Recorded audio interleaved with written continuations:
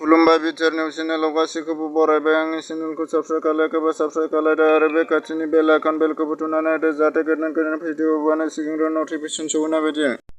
बिटिसिनि मोनफ्रोमबो साब-डिभिजनाव apple gym गायसनगोन बे बाथ्राखौ बुंदों दावबायसा बर'।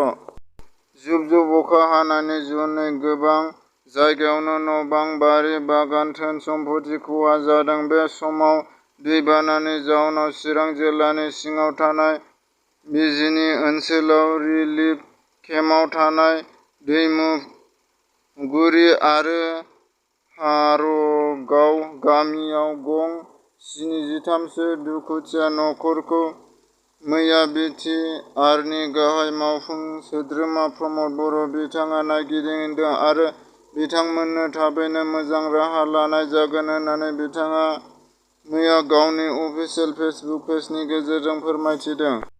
उन्दै समनिफ्रायनो बर' बिजोंजों फरायनानै मेडिकेल इन्जिनियार आयदानि फोरोंगिरि जाबोनो हादों ड बराद एम बर' कछारीया।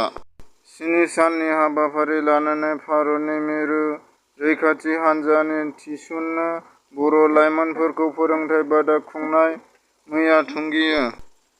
500 बिगा बारा हा खुरखानानै लांबाय फाग्लादिया दैमाया फाथकथिजुलि आरो सातम बस्ति गामिखौ फोजोबबाय।